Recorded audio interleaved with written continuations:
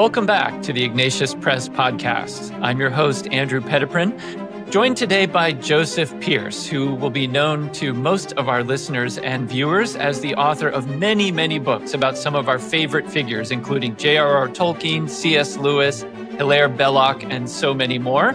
You can find his work at jpearce.co. That's JPEARCE.co. Joseph Pearce, welcome back. It's good to be back with you.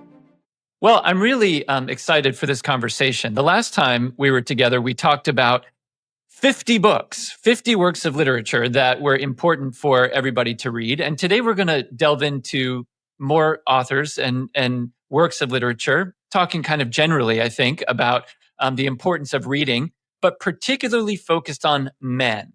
Because you have a new book out from Ignatius Press, which is a collection of writings that have been put together called Great Books for Good Men, Reflections on Literature and Manhood.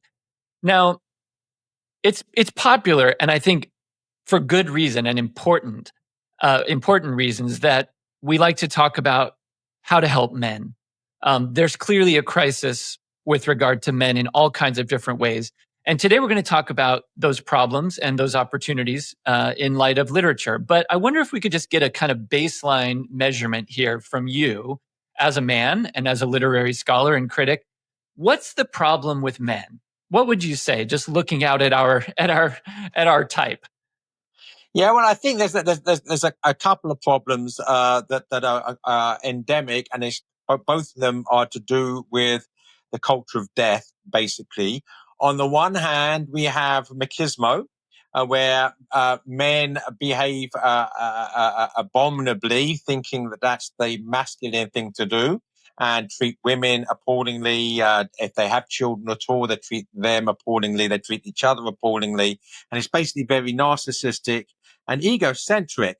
And then the other extreme from machismo is the emasculation of men, the feminizing of men, if you like, making men ashamed of their masculinity, and so that they shy away from their responsibilities as men, both as parents, if they're married, or just as brothers to their neighbors, or sons to their parents. In other words, they fail in this because now they lack the self-confidence that's necessary to step up to the plate and take up the responsibilities necessary to be a man. And so we have on the one hand machismo, the wrong sort of man, and then the emasculation, feminization of men, the refusal to be a man. Yeah. Well, let's pick up that second aspect, the kind of feminization, because I would imagine there's some men out there who think reading poetry, reading novels, I mean, that's not a very manly thing to do. But, I'm very much a literary man, as you are, Joseph. And when I was a kid, I watched the movie Dead Poets Society. And now the main character in that movie, Mr. Keating, is flawed in certain ways and is reckless in certain ways. But the big picture that he's sort of trying to kind of get these young men to embrace the intellectual life as a kind of manly pursuit and a manly endeavor is something that really took hold of my imagination when I was very young. So the beginning of your collection of writings here is all about poetry. So why should men read poetry? What are we going to get from it? Well, first of all, the sort of man that turns his nose up at poetry is suffering from the first of the things I spoke about, actually, machismo. That apparently, in order to be a man, we've got to keep up some pretense of basically being barbarians. And certainly we're not called to be barbarians any more than we're called to be feminized. We're called to be men. And, if you look throughout the history of Western civilization, the vast majority, in fact, a vast majority of poets have been men. There are many women amongst the novelists, but there are very few women amongst the poets. So that's saying something. That we look at some of the greatest men in Western civilization. Homer, we want to go right back to the beginning. Virgil, Dante, the anonymous Benedictine monk who was the Beowulf poet. Right through to our own times, like T.S. Eliot, G.K. Chesterton, Hilaire Belloc. These men were anything but feminized people, and yet that they wrote some absolutely marvelous poetry. So we need to man up. We need to man up and understand that real men read poetry, and indeed, real men write it. Yeah, and it seems to me that the best poetry, even down to the present day, is characterized by requiring a great deal of discipline to write, and requires, I think, a great deal of virtue to write.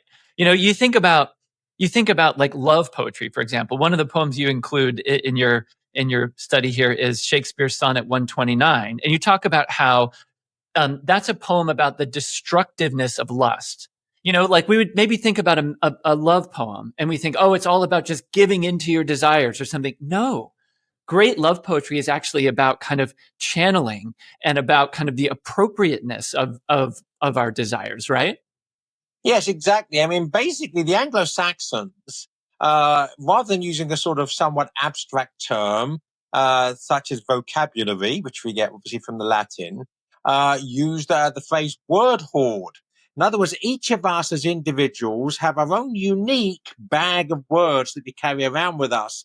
And each word that we know is real wealth, because this real wealth enables us to actually communicate reality to ourselves. First of all, you have to know what something is when you see it in order to be able to sort of talk about it, even in your thoughts. And then, of course, they'll be able to communicate those thoughts to others. Without words, or with an impoverished word hoard, we are inarticulate. We cannot actually explain ourselves to ourselves, or ourselves to anyone else, or the cosmos to ourselves, or the cosmos to anyone else. Now, that inability to communicate is obviously something which is going to hamper us in all of our relationships with our relationship with women, relationship with our fellow men, the relationship with reality, relationship with God. So, in other words, without a healthy word hoard, without a healthy vocabulary, we cannot actually communicate. And what we see with the great poets, Shakespeare, of course, especially, is someone who has this great word hoard. He has so many words at his disposal, and he has great gifts from God to put those words down on paper in a way which express reality, in a way that supersedes and transcends our own ability to do so. So when we tap into his brilliance, it actually enables us, if you like, to share in that brilliance and then to communicate that brilliance to others. Yeah, very well said. You point out in this section of the book something that I had never considered before, which is that although there are a lot of men through the centuries who are writing poetry, in fact, it's mostly men writing poetry, there aren't a lot of really memorable poems about fathers and sons. And you give us a couple of them. You gave me one that I had actually never read before, The Toys by Coventry Patmore. And then you also talk about If by Rudyard Kipling, which isn't exactly a father-son, but it is a father kind of speaking to a son. Let's talk about that a little bit. I mean, we need more of that, surely. Yeah, well, exactly. And I think that's one of the things is that the drama of life, the things that entertain us when we're seeing other people do it, are action things that do not normally happen in the home, where all of us know that the real drama of life does happen in the home. It's just that it's something which is personal to the particular family and is not necessarily very communicable to other families. So we tend to talk about, we watch a football match or a football game, and that's something that's exciting, that's beyond the family, but the real drama happens in the family. So yes, we do need to have this way of seeing how fathers communicate to their sons, and there aren't as many examples of that as we might like. And we see, in the Toys by Coventry Patmore, he's a recently widowed man. He's lost his wife, whom he loved dearly. He wrote a wonderful volume of poetry about his marriage to his wife, but she's died recently. So now he's he's a single father, dealing with a son who's misbehaved. And because he's grieving, he treats the son somewhat poorly, sends him to bed. And then later on, he goes up and looks in and sees that his son had cried himself to sleep. And of course, this touches him to the quick, to the heart. And he sees there, if you like, an image that he is to God what his son was to him. And, and he hopes that God will be more merciful, to him than he was to his own son. So it's very moving. And then If really in some sense by Kipling I talk about that in the book. It is a sort of a call to machismo. No, the man, in order to become a man, has to become, if you like, less than fully humane, right? It becomes somewhat hard and indifferent and basically self-empowerment at the expense of others. That's not the way that we should be raising our own sons. So I look at those two, if you like, as contrasting ways of seeing fatherhood through the words of two great poets, Kipling and Coventry Patmore. Yeah, I want to just really highlight to our listeners and viewers that if they haven't read the poem "The Toys" by Coventry Patmore, that they really ought to go and do it. Because as I said, I hadn't read it, and how it spoke to me, Joseph, was sometimes being a man, being a husband and a father can feel quite lonely, and it can feel, you know you're supposed to discipline your children, you have a certain responsibility, but then you maybe don't do it quite right, and then you feel bad, and then you think, oh, am I ruining my children? Am I, and that kind of comes through in this poem, and you realize that maybe men have been feeling that way all along, and it's okay to feel those feelings. Yeah, I mean, again, this is the real drama of life. It's parenthood, right? It's the real drama of life. And we all know that we if doing nothing is not an option, when our children are misbehaving or have issues, we have to do something. But then, what do we do? How do we do it? And is it going to do more harm than good? So this is very much a drama where we have to get it right, because getting it wrong has has repercussions. It's obviously said bad ideas have bad consequences, but also bad actions have bad consequences. Saying the wrong thing at the wrong time or the right thing at the wrong time can have consequences. So, Right. these are things that require discernment, humility, virtue, and of course, a relationship in prayer with God, that our words are his words and not words that are, if you like, mangled by pride, because pride ruins everything. Mm-hmm. Let's move on to talking about the great books a little bit. As I mentioned the last time we spoke, we were sort of talking about the great books, like books everybody should read. I'd like to come back to that now. It's certainly something that's in the water these days. You hear people talking about, well, we need to get back to reading the great books, and curricula are being organized around this idea. You talk about quite a few of kind of the great books. I want to start with this question. Is it your recommendation that when somebody is looking to kind of begin a life of reading, that he or she, but particularly he now with our emphasis on men, sort of begin at the beginning, like maybe say you got to start with Homer, or can you pick up maybe start with C.S. Lewis and then kind of mix it all up? Or, what do you say? Well, I think there's two answers depending upon where we are. So if we're students in an academic setting, then it's important that the curriculum reflects the development of civilization from the beginnings, so that we can see, because works are responding to earlier works. It's the great books are part of the great conversation. So if it hadn't been for Homer, we would not have Virgil. If it hadn't been for Virgil, we would not have Dante. If it hadn't been for Sophocles, we might not have Shakespeare. I know, of course, and Shakespeare's influence on everything that comes after is enormous.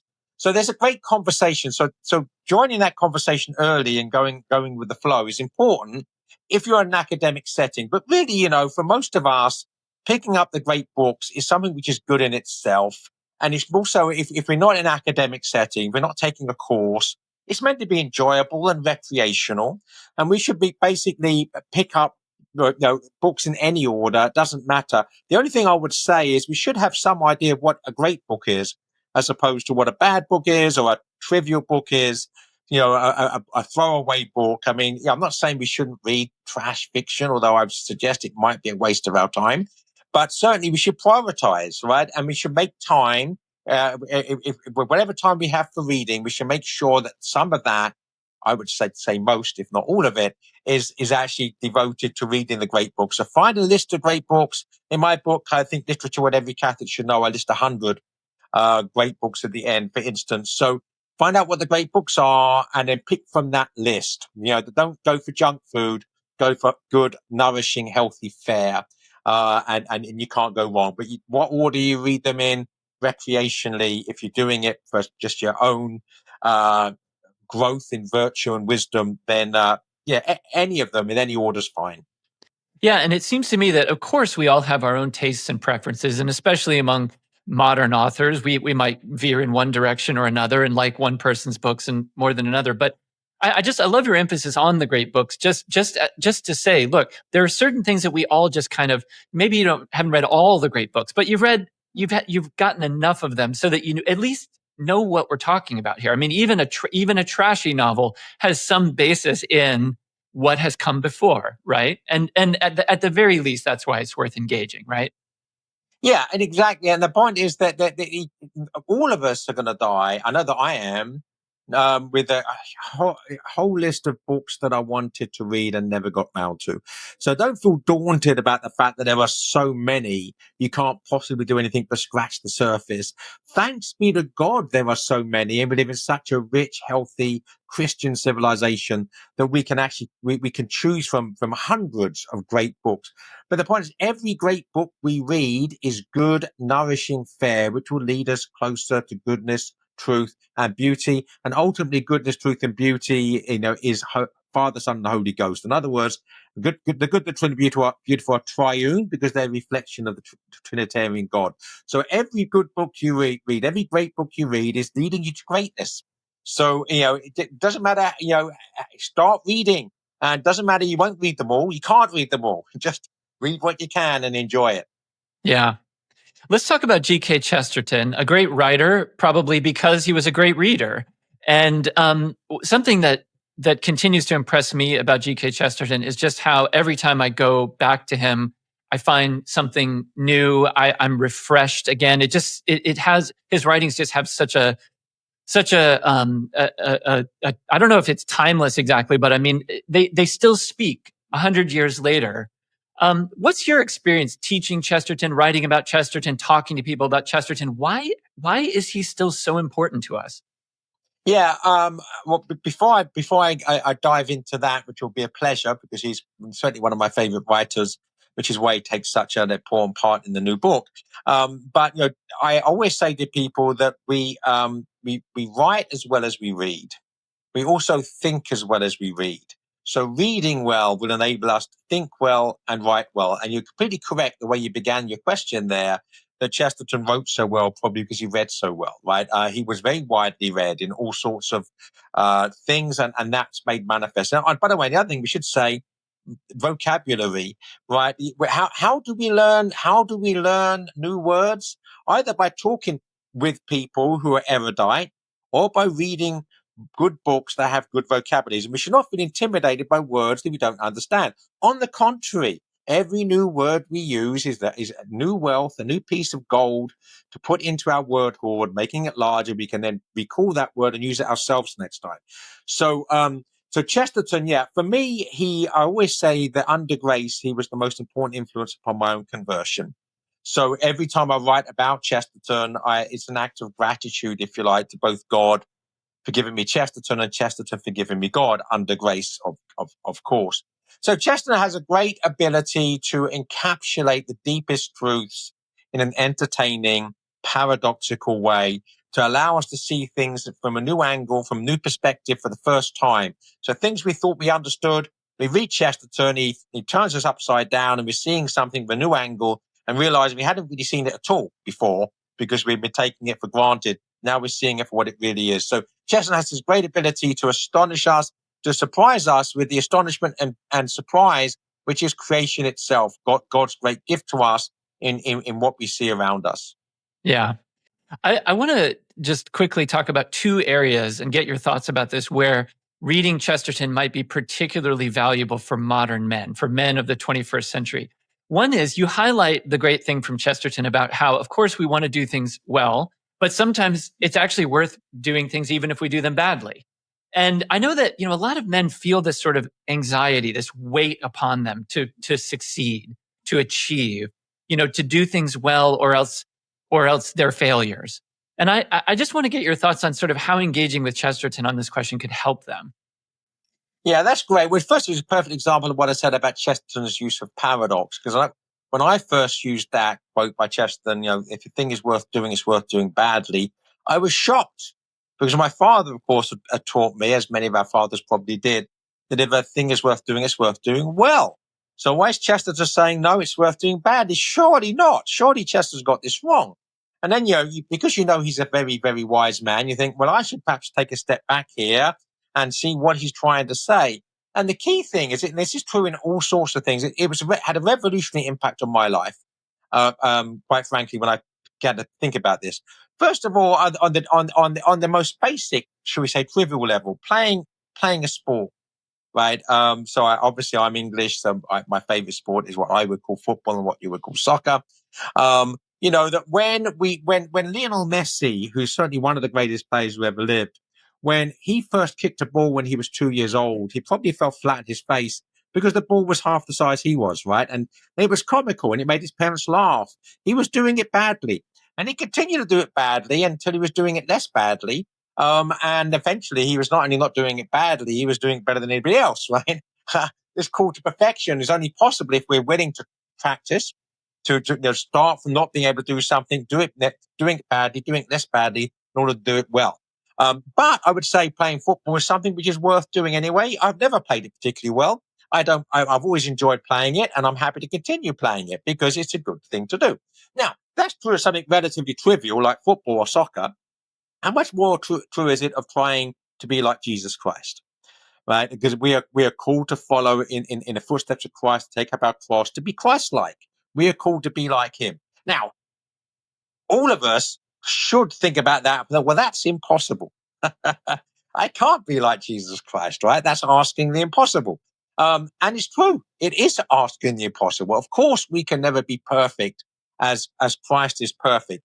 But the more that we become like Christ, the better human persons we are becoming. And we're actually becoming more fully human, more fully humane. Because who is the perfect human person? Jesus Christ. So the more like him we become, the more fully human we're becoming.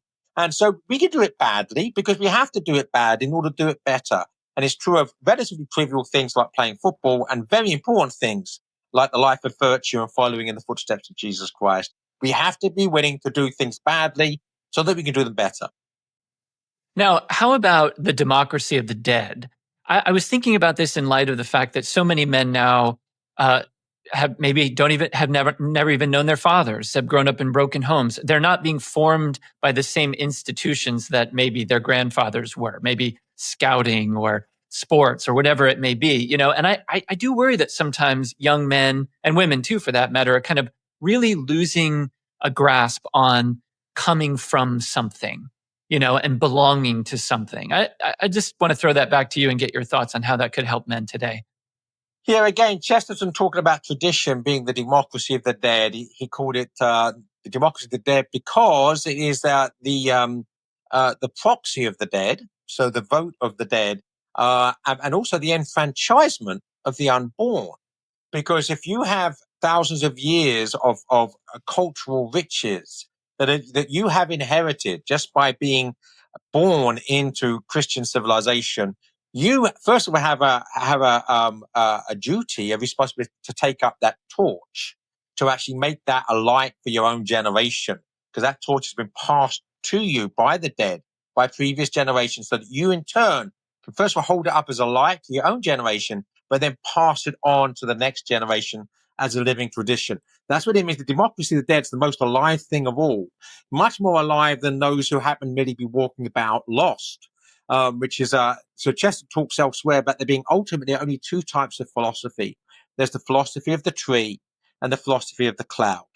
So the philosophy of the tree is that which is rooted in reality, which includes the reality of objective truth, the reality of objective goodness, virtue, love, but also in the reality of history, tradition, the inheritance that we've all received, the rootedness. If you don't have that, you're like a cloud. You're going to be formless. You're going to change shape depending upon with the winds of change, whatever winds of fashion are blowing upon you. You're going to just change with it and be blown away with no way of actually holding fast to anything at any time.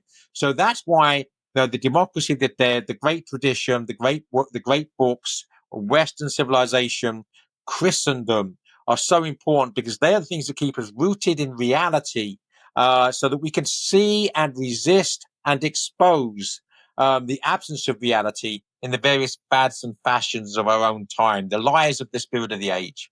Yeah. Well, a man who certainly understood the democracy of the dead, despite having created a genre we now call fantasy, I suppose, though I don't think that's what he would have wanted, is J.R.R. Tolkien. So let's talk about Tolkien a little bit. Let me start with this. Maybe this is a little bit too provocative, but I can't help but ask. What do you say to people who say there aren't enough women in The Lord of the Rings, or it's not really for women? I mean, this was a problem, right? That when they made the movies and then the Amazon TV show, this is always sort of in the air. What do you say to people about that? Well, first of all, I know from experience, speaking on the Lord of the Rings and on the Catholicism of the Lord of the Rings now for a quarter of a century, that as many women read and enjoy the Lord of the Rings as men. It's something which is universal across the sexes and across the ages in terms of the age of people and the ages since it was published. It's never been out of fashion. So grandparents, the deceased grandparents, parents, children, all read it. Now, as regards the absence of women, first of all, there isn't the absence, but there's they don't play it as an important role in terms of word count, but in terms of their presence, they are absolutely essential. So Tolkien said that he put all of his love for the Blessed Virgin Mary into the characterization of Galadriel. So Galadriel doesn't have to have many words. She doesn't have to actually be physically present on many pages, but her spiritual presence and her spiritual power is present throughout the whole work from the first time we meet her to the end. Again, Aragorn would not be who Aragorn is without Arwen, without his betrothed. And then in Eowyn, we see this struggle for a woman who is physically a warrior that can certainly hold her own in battle. She has a swordsmanship. She doesn't want to be the person looking after the home. They're being left behind with the old folk and the children to protect them, which of course is the absolutely worthy and crucial thing to be doing. No, she wants to go off and fight in the wars. And Tolkien doesn't actually condemn her for that. On the contrary, right? When the Witch King of Angmar, basically a damned human soul, a spirit, says, "Do you not know that no man can kill me?" She basically says, "Do you not know I am no man?" And of course, in this, again, we see Tolkien's Mariology, his understanding of the Blessed Virgin Mary, that it took a new Eve to undo the evil that the old Eve had done. That's why Mary is depicted as crushing the head of the serpent. Well, Eowyn crushes the head of the serpent in The Lord of the Rings. So so anybody that suggests that Tolkien is belittling women, in fact, Tolkien and Chesterton, if they have a fault as regards their relationship with women, is that they don't look down at women, they look up to them. In other words, they put the feminine on a pedestal, right? And they see themselves as being unworthy of this beauty and this goodness, and they want to put themselves at its service. That's what being a true gentleman is. It's what being a true knight is. It's what being chivalrous is to put yourself at the service of the lady. Because the lady's on the pedestal. Now, whether women should be on a pedestal is something we could argue about. But what we certainly can't do is say that Tolkien and Chesterton are looking down on women. On the contrary, they're looking up at them. Yeah.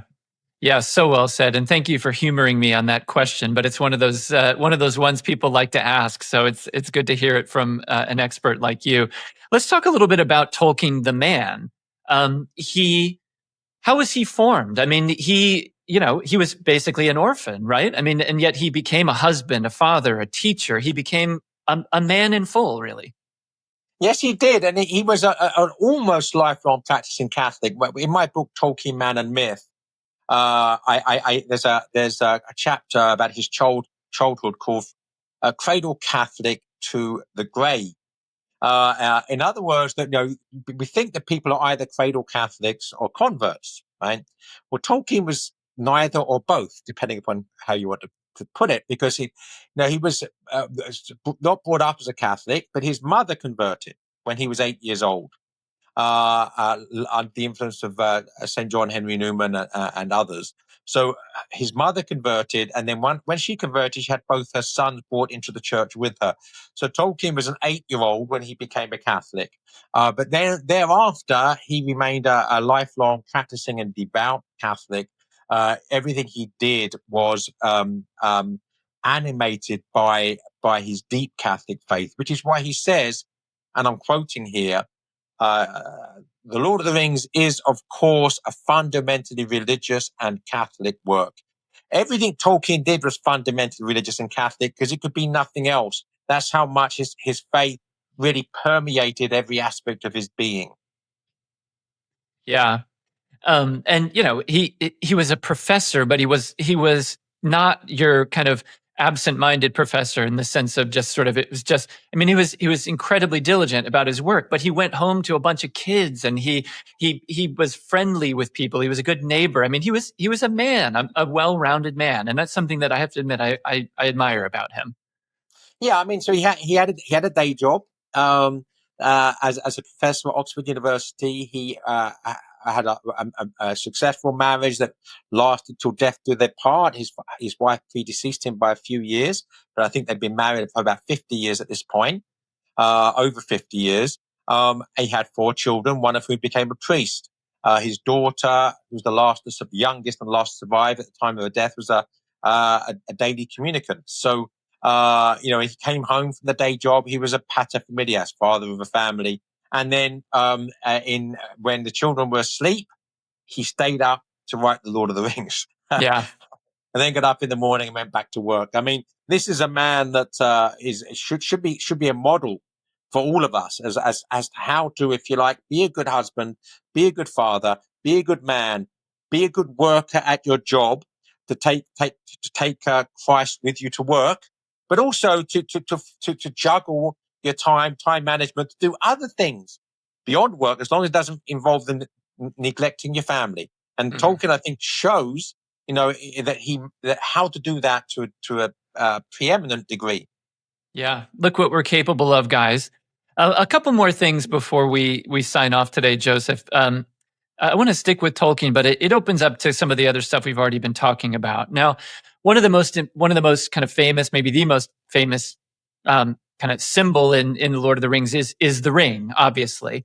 And you write in one of the essays here in the book, you say, none of us has the strength to bear the weight of the ring, the weight of sin, the weight of the cross. We need help. Now, that's something that I'd like to hear more men articulate, just acknowledging their weakness and finding, in a sense, strength in Christ by acknowledging that weakness. Yes, indeed. Strength in Christ, most importantly, of course, in the grace of God, but also strengthen our neighbors, right? The two great commandments: love the Lord thy God, to love thy neighbor.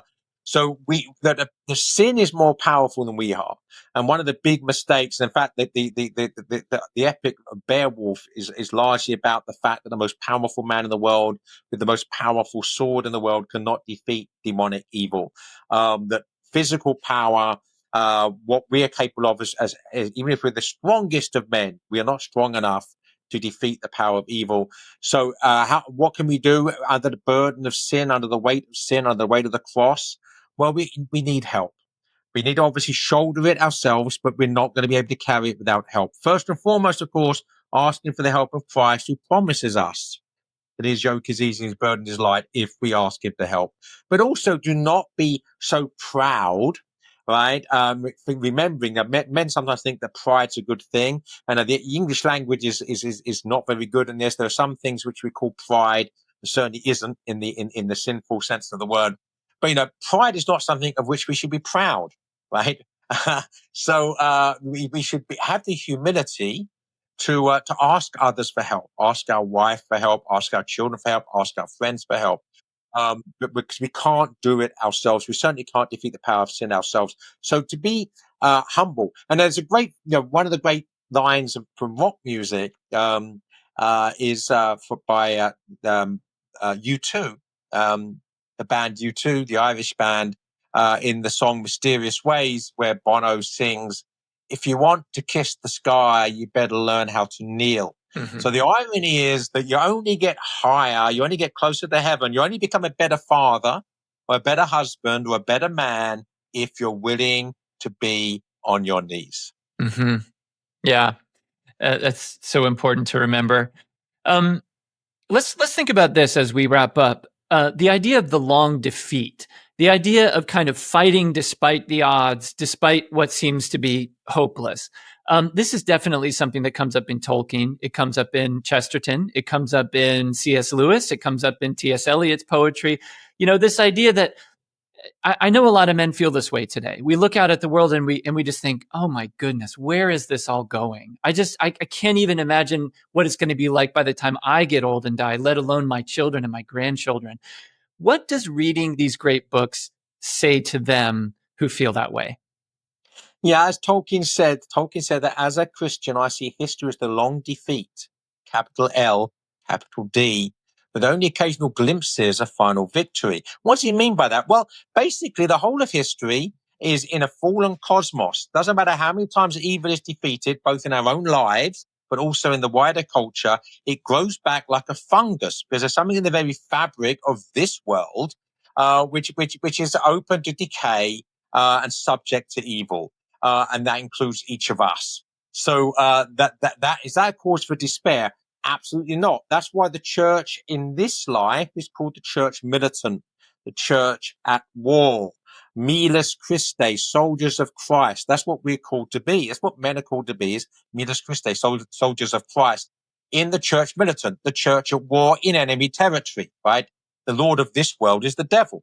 So, but that should not make us despair, because we know that all we're called to do in the war is to serve our time on active service as soldiers of Christ. And when our tour of duty is over, when we die, which could be tomorrow, it could be 50 years from now, that when our tour of duty is over, we get to the place which is beyond all defeat, which is where the triumph is won, where in fact the church is called the church triumphant, the church victorious. That victory has already been won. All we have to do is to be soldiers in Christ in enemy territory so that we can actually be part of that victory. And just very briefly on that, the whole of human history is there in the gospel, right? Who has the political power? Caesar, Herod, right? Who does not have political power? Jesus Christ and his followers. What happens in it? Well, Jesus is crucified. His followers in the decades afterwards will be martyred, right? But theirs is the kingdom of heaven. And that's what Christ says. If my kingdom was this world, we'd get up and take up our arms and fight you. But that's not what we're fighting for. We're fighting for the final victory, which is a spiritual victory. So what we see in the gospel, that basically we have Caesar, we have Judas, almost 1/10 of Christ's appointed bishops, if you like, were traitors. So, when we see treachery amongst the bishops, come on, it's been around since the beginning. Get used to it, man, because it's going to be there till the end. The point is, are you going to be true to the church militant, be a soldier for Christ, so that you can be with Christ forever in the kingdom where victory is won, where there's nothing but triumph and not one single trace of the long defeat, because it's the final victory. Terrific stuff. The book that we've been discussing is Great Books for Good Men, Reflections on Literature and Manhood. It's a wonderful new collection of writings from Ignatius Press by a great literary man that I've had the pleasure to talk to today, Joseph Pearce. Again, you can find Joseph Pearce's work at jpearce, JPEARCE.co. Joseph Pearce, thank you so much for taking the time to join me today. My pleasure. Thanks for having me. God bless you.